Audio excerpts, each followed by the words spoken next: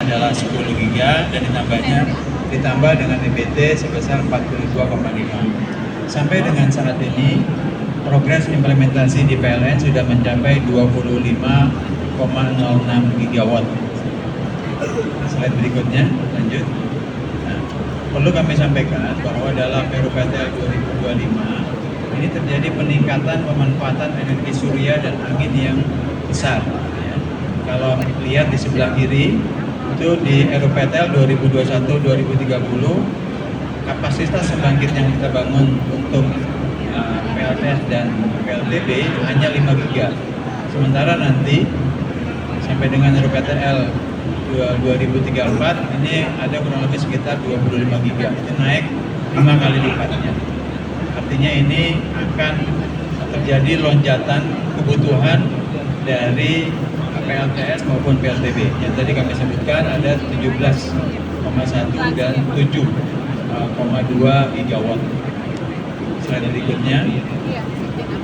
Nah, dalam kaitannya kami di PLN yang diberi tugas oleh negara untuk menyediakan listrik dengan kualitas yang bagus, bahwa di dalamnya itu adalah terkait dengan stabilisasi dari frekuensi. Jadi Bapak Ibu bisa lihat, kami ibarat timbangan itu harus bisa terus menyeimbangkan antara demand dan supply-nya. Karena kalau terjadi demand-nya lebih besar, tentunya frekuensinya akan turun.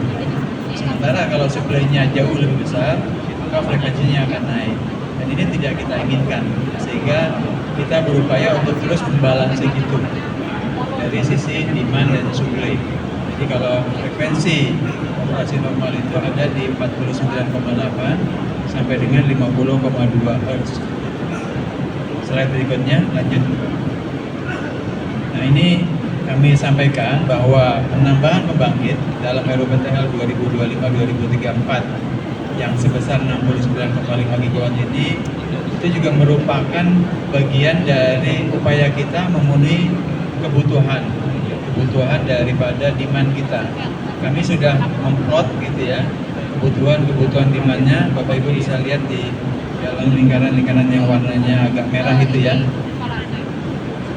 Itu terlihat demand yang akan bertumbuh, dan terlihat di Jawa memang bagiannya yang paling besar, kita sebut sebagai new additional demand, dan ini bagian terbesarnya adalah data center, dan kami berupaya untuk bisa memenuhi kebutuhan demand itu.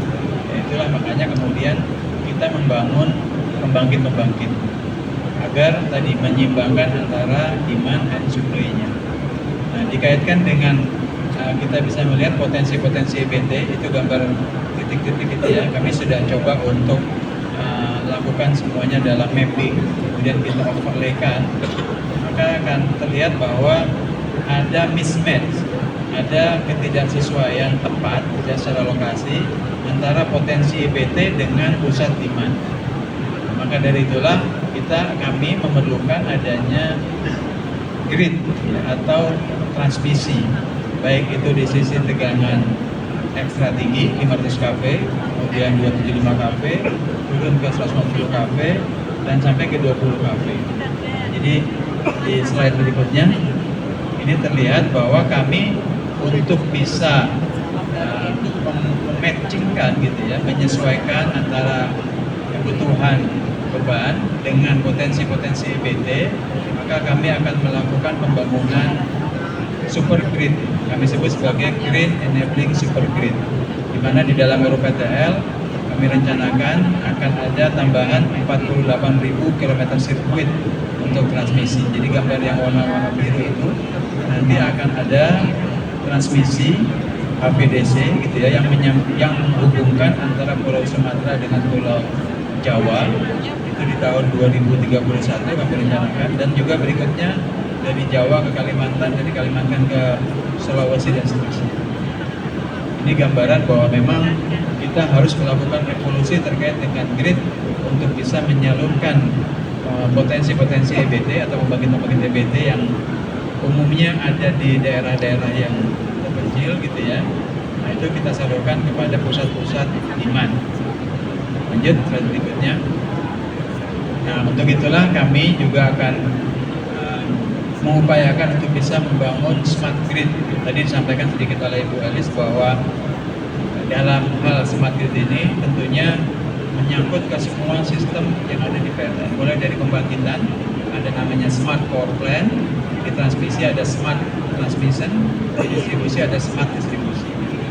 Jadi kita harus bisa mengelola pembangkit itu, yang tadi yang kami sampaikan bahwa pembangkit ke depan ini akan banyak diisi dengan pembangkit yang intermittent, yaitu pembangkit yang kalau memang mataharinya terang maka dia akan banyak, tapi kalau kemudian ada awannya gitu ya, atau ada hujan maka pembangkit akan hilang. Nah ini kan tantangan buat kita ketika harus mengoperasikan itu dengan kondisi kualitas yang handal, itu frekuensinya tetap terus berada di 50 Hz. Itu yang akan kami bangun.